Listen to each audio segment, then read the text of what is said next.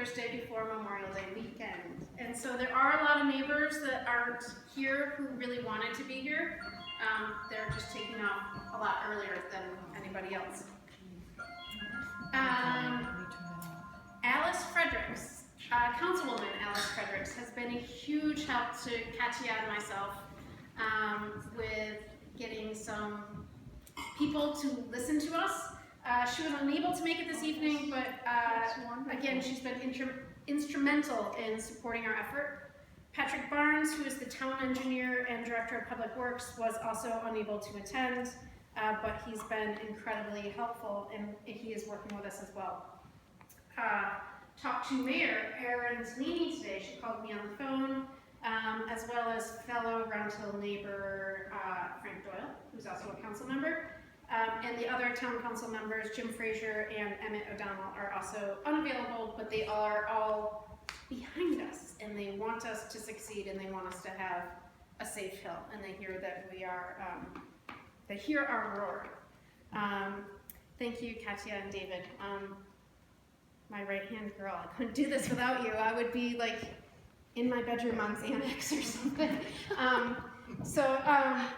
You know, this is not, you see me as this persona of being this activist, and wow, Angela, she gets up and she talks and she's sending emails and she's talking to council members and she's doing all this stuff. This is not who I am.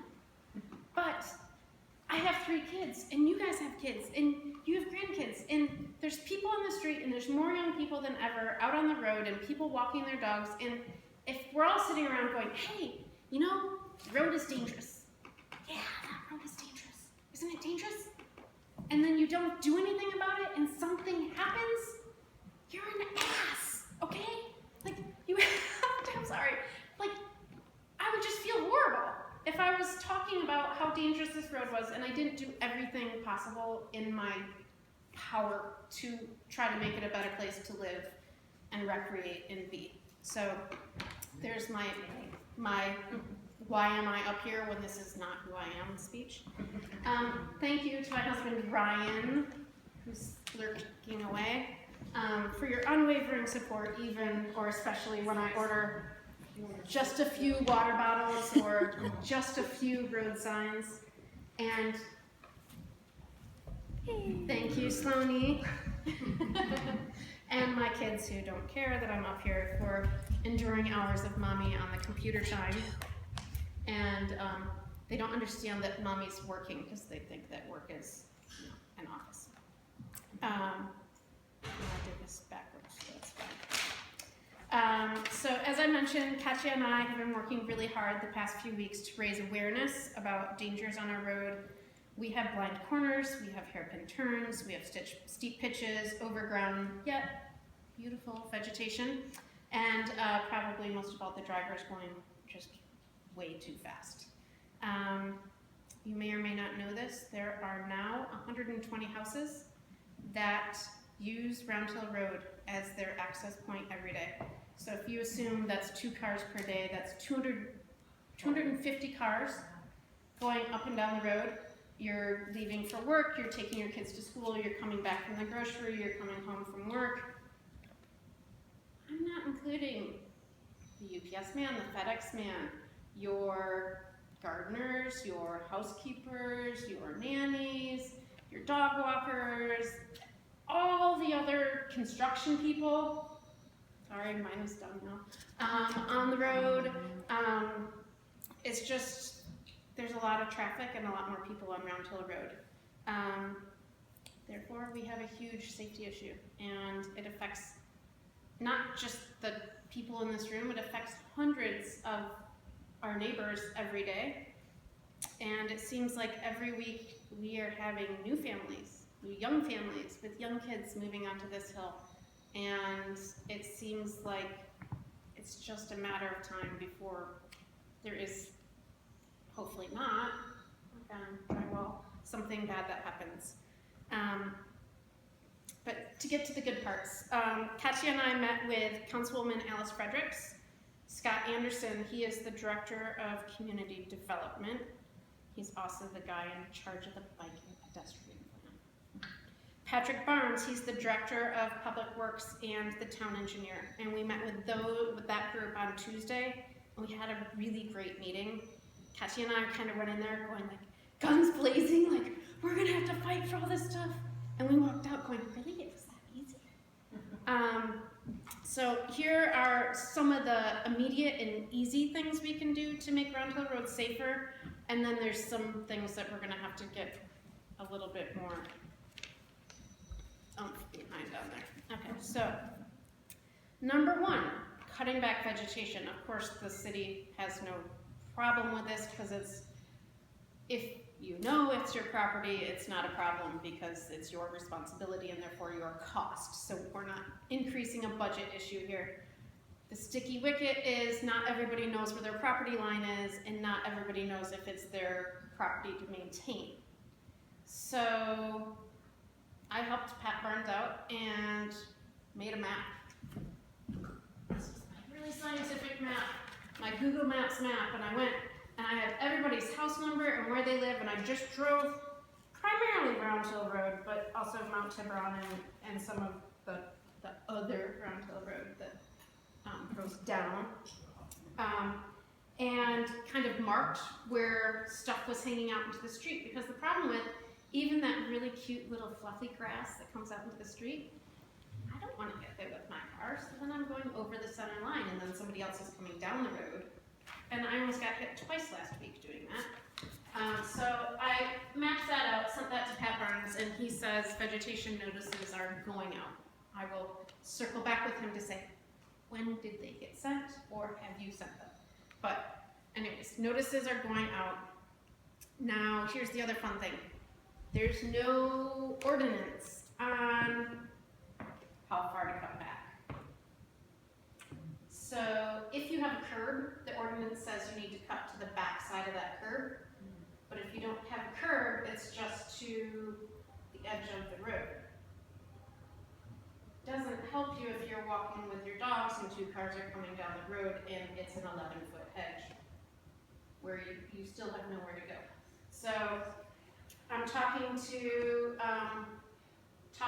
with Patrick about possibly getting a town-wide ordinance, but that's a whole nother thing. For now, vegetation notices are going to go out that say you need to cut to the back side of your curb or the side of your road, and it needs to be 11 feet tall for 11. I have two numbers, 11 and 13 for the trucks to get through. Feet high. There's a fun little ordinance called 16-30.050, and at the discretion of the chief of police or the town engineer, a blind corner or hairpin turn can be treated as an intersection. And if we can get backing on the several that I sent to Pat Barnes, it would mean that that vegetation on the hairpin turn needs to be 30 inches tall. So you can see what's coming at least. Specifically, I don't know how many of you go past 200 Round Hill. Every time I do, I'm like, okay, please don't let there somebody be there, anybody there? Because I have come around that turn and had a family walking there before. And it's just a huge hedge that leans out into the street, and they're wonderful new homeowners across the street from Gina. But that's an ordinance that we're looking at further into reducing some of these hedges that are really dangerous on turns you can't see past. Sharrows. Do you know what a sharrow is? This is a sharrow. They are surface markings on the road. So what kind of spurred me to get off my butt and do something was all of a sudden I drove out of the road and the whole center line was chewed up. And I'd go, oh my gosh, what are they doing to the road? I gotta do something before they do whatever they're gonna do or say you're done. We're done with Round Hill, we fixed it. So I talked to Pat Barnes and I said, hey, what about sharrows? He goes, yeah, sharrows, class 3 sharrows, no problema. So we're gonna have sharrows on the road to remind people that, hey, you know what, those kids that are trying to ride their bikes to school can ride down, they'll be going up, but like, there's only 3 or 4 crazy people I've ever seen riding their bikes up our road unless they have no money. But These are, he said he would put these on the road, no problem. Bot stops. So some of you said, how about some of those dot things to slow people down? Patrick is really opposed to putting anything on the roadway. And he said on some of the roads where he's taken them off that are also slated for a slurry project, he's gotten calls saying, don't put those back. Thank God those things are gone, because apparently they're very noisy, especially when cars don't slow down over them. So it's a constant. So he's really not a fan of putting them in the road, in the center to make noise or slow you down. But what he did say was he would put them on the yellow double striping. So if you're crossing over, you feel the of crossing over. So on hairpin turns only, not the straight sections. When I say straight, it's kind of metaphorical. And then he said that he would put in temporary flashing signs, those speed limit things. Okay, this is for speed acknowledgement, and it also records not who's speeding, but how many cars are speeding. So how fast are the cars going past you? And this is important because this is the step before possibly doing a speed study before we tried to lower the speed limits. Because we can't all just say, we want 15 or we want 20. That's just not possible, correct? Right. Well, you can say it. Well, and you have. you can say it, but it's not going to do But it anything. won't. Yeah. It's not. It doesn't That's not hold all up there in is to court. it, no. Okay, so Pat and I talked today because I sent him the meeting notes and I said, listen, I'm going to talk to these people and I just want to make sure we're on the same page. And what is it with these flashing signs and what is it with like this speed study? And he goes, okay. And we decided we're going to do the flashing signs and see what the speed is that we're getting out of these flashing signs. If we do the speed study and the average speed is 35 in the 85th percentile of cars that go down, guess what? The speed limit on the road is going to increase, not decrease. I know, sounds counterintuitive, but that's the way that the speed study works. So if we all go 100 down, it would be 100? No. 85? It's the 85th percentile. That Well, doesn't make sense. for sure it does. Because what has happened is that's part of what it is. And it's not a make or break thing. But generally speeds, when we do surveys, are set by the 85th percentile. And the reason for that is they have to have a large sample. That's another problem on a road like this. They need a sample of 100 vehicles or more in a relatively short period of time. So what it means basically is if you have 100 vehicles go up and down and the average, the 85th percentile is 30 miles an hour, and you don't have any accident history, then what's going on is the people who are driving that really have set the speed. The theory is that people drive in a manner that they feel is safe based on their experience on a road. That's why that comes out that way. That's why we have to be very careful with speed surveys. I don't believe there is any circumstance where if we did a study on this road, an engineering study on this road, and the 85th percentile was 30 miles an hour, that we would raise the speed limit. I'm with you at that point, we wouldn't do that. But what we try and do, and this is why we use the speed awareness signs, for a couple of reasons. One, it makes people a little aware, and then they work. They have a sort of a halo effect for a period of time. They do keep people alert to how fast they're going, but they do pick up a lot of data for us. And then they tell us what's going on the road. And then if we see we have a speed problem consistently, because there's two things about speed. There's actual speeding and what you think is speeding. What you think is speeding is cars going faster than you're comfortable with. Speeding for us is 30 miles an hour if the limit's 25. So once we get the data, then we can start, and if we do some periodic enforcement, we usually see those numbers go down. And that's when we like to do the studies, so that we don't get artificial. We did one out on Trestle Glen because that's 45. And the first time we looked at that data, the average speed coming down Trestle Glen is over 50. What? I'm not really enthusiastic about encouraging the public to drive down Trestle Glen at over 50 miles an hour. You know, because at some point, what's going to happen is what you said about being counterintuitive. That's going to creep up from there. You know, so it builds on that. So I think that what Pat wants to do is probably the common sense. So is it the statisticals, the valid statistical survey will throw out the outliers? Yeah, it does. I mean, there's somebody's gonna come down at 60, we'll throw them out, at 10, we'll throw them out. Yeah, they do. Okay. It throws those things out, and Okay. we kind of compress that, but it's getting a big enough survey. There are other pieces that go into it, and that's engineering, and that's something that a traffic engineer has to look at. Sightlines is an important piece of speed, of setting speed limits. Collision data, and frankly, you don't have much here. But I personally do, I've been hit twice in 6 months, my house. So, At your house? yeah, I mean, they hit my car in my driveway and took the house out, so I Yeah. have personal data. Right, but what we have in terms of accident reporting is relatively minor, relatively small numbers. But that all goes into it, and if you reported that to the police department, then that They will were go. there, yeah, you guys were there. Yeah, that will go into what the traffic engineer looks at. Mike, didn't you tell me that if the road is measured at less than 25 feet, curb to curb, it's automatic to lower the speed limit? Well, here's the thing, the state of California sets speed limits.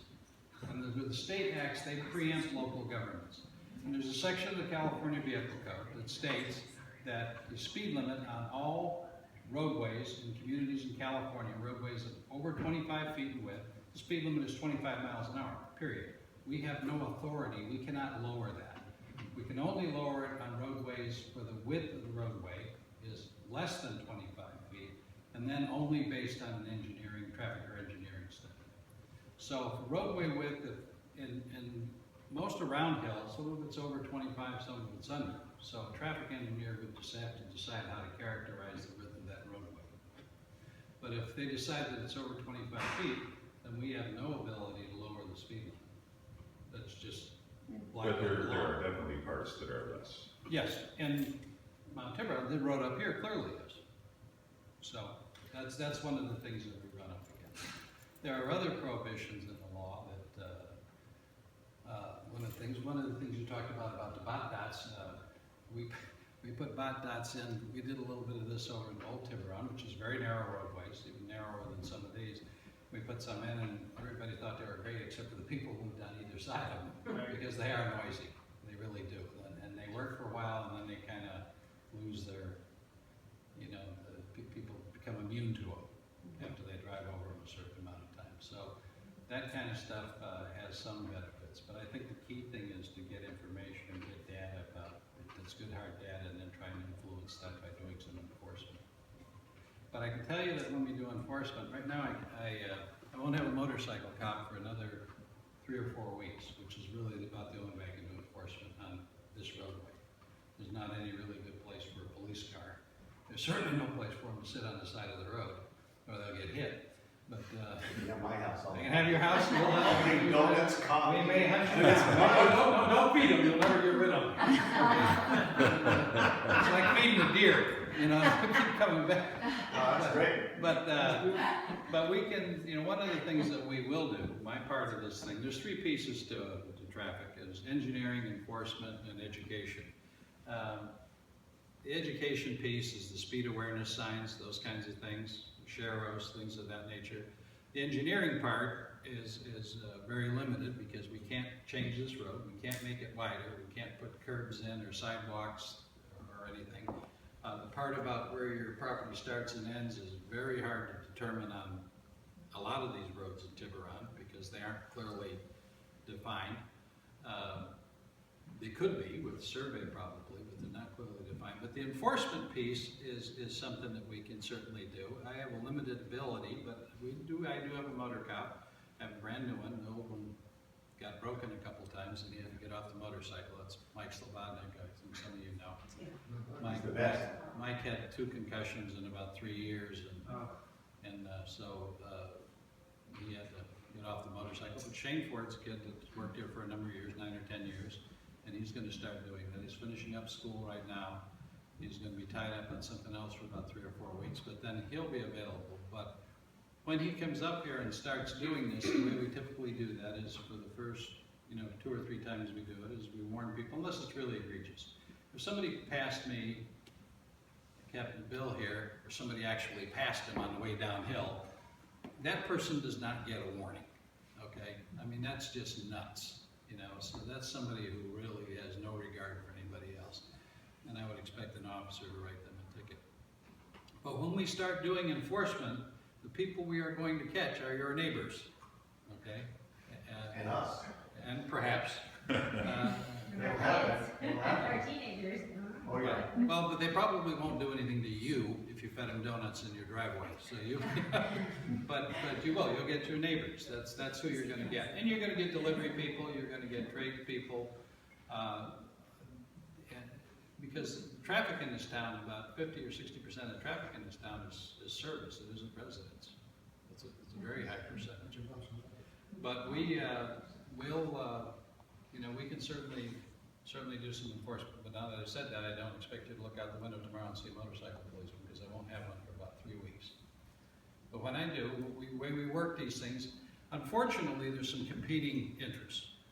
But a lot of the speeding is going on is in the morning when people are going to work, or in the afternoon when they're going to pick the kids up, or something like that. The problem with that is at that time period, I need the officers at schools, because I have all these little people who are excited and running around in the streets and stuff, and I have all these cars moving, and we really need the cops at the schools to influence people's behavior there, so that we don't get, because that's the greatest area of exposure. But I hear you there, Mike, but in my own personal experience, our near tragedy that we had with people that I love very much was a mom late taking her kid to school. So I don't know what the line of sight is on a radar gun, but we have a couple of good driveways here for a car. Well, if you have a driveway, if you have no objection to us sitting in your driveway, I would very much No appreciate objection, it if no. you would send Does me an anybody email. have an objection to a Send me Tiburon an email. policeman? I'll pay it. Come sit. Like I said. Well, you got the donuts. How much? Donuts. I haven't written a ticket in a long How time. much per ticket for you? Yeah, but I'll tell you what, but if you or your friends or your neighbors will allow us to sit in your driveway, if you'll send me an email to that effect and tell me that, then I'll share that with the officers, and that's what they need, is a place to get off the road. We don't use radar so much anymore, we use a laser, LiDAR, which is a laser, and we'll do that. But we'll do enforcement, intermittent or sporadic enforcement. There are other places that are competing for that I have to use them. I can't give them just to you. Unless you want to buy one, they're about $140,000 a year. But that's what they cost with all the junk and everything else. But we can do some, we can and we will do some enforcement for us. That's great.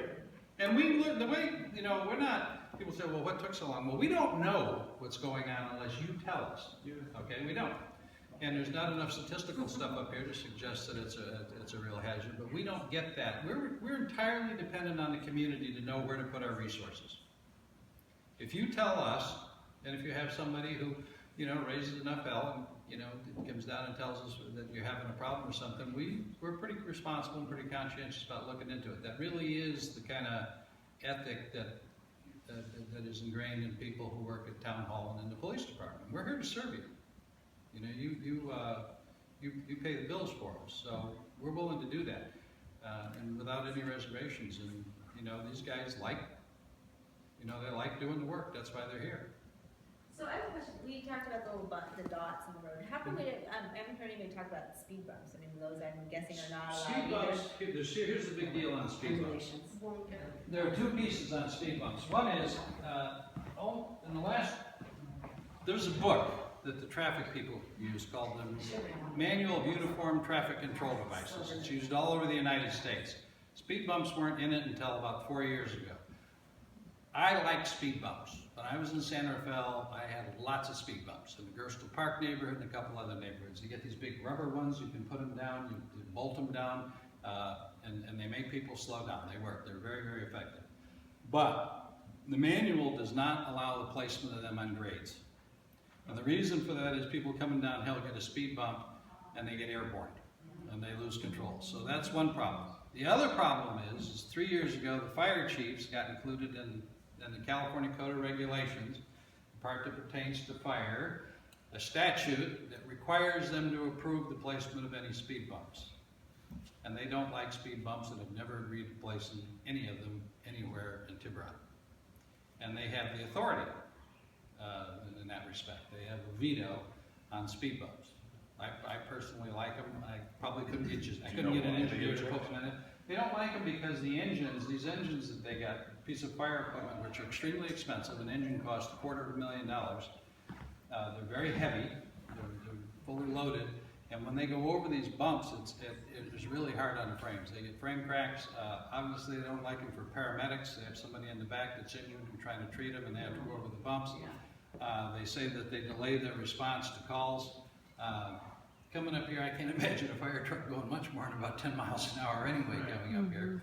But they have some objections that are probably legitimate, but they really don't like it. I think the strategic placement of speed bumps would be directional, not all the way across the street, but maybe coming down. Well, what happens when you do that is people go around them. People will swerve around them, and that then creates a bigger problem than it addresses because it forces the person to go on the other side of the road. Here's the question I wanted to ask you. I haven't had an opportunity to do so with you yet, but just like on the freeway, when you fall asleep, you go over the side, you hit this pavement that... Oh, the rumbles, yeah, the grooves.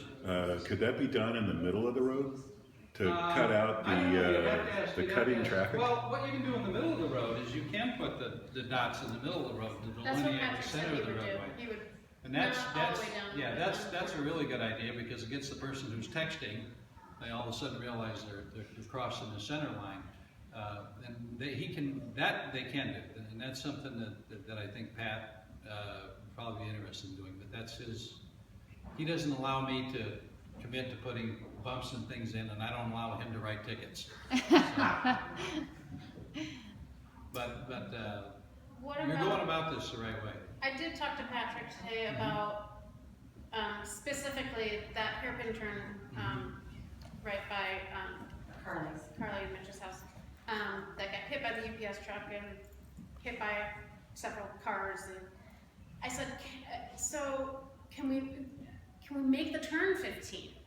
If we can't make the road 15, people are driving this road and thinking that they can drive 25 miles an hour and they're ripping around these turns. And he said, well, we can put up a sign that says 15, the arrow with the 15, but It's an advisory sign. it's only an advisory sign. Yeah, So that's an advisory sign. That's wasn't- telling people you shouldn't go around here more than 15 miles an hour. But anybody that doesn't realize that, for starters, is an idiot. So, the signs don't really, I hope nobody went around there faster than 15 is offended by it. But that's that's about the truth of it. The speed limits on roadways, one of the things you really try to avoid is, we try to avoid, Caltrans doesn't. You go on the boulevard, you get 45, 35, 25, right. trying to figure out what part you're on. But that's what there are So issues. it would just be, if we did, it would be an advisory. I think the things that are going to work best for you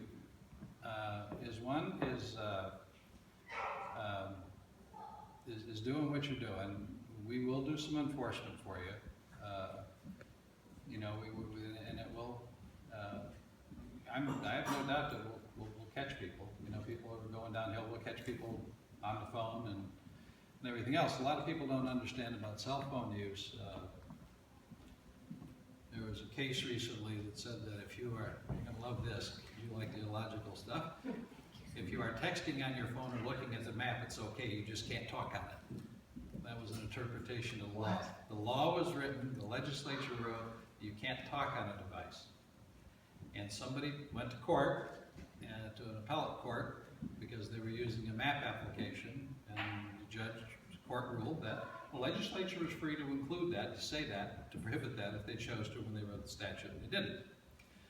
But what the CHP has done is says, okay, great, it's not a violation of the cell phone law. A violation of the cell phone law is essentially a parking ticket, it's not a moving violation.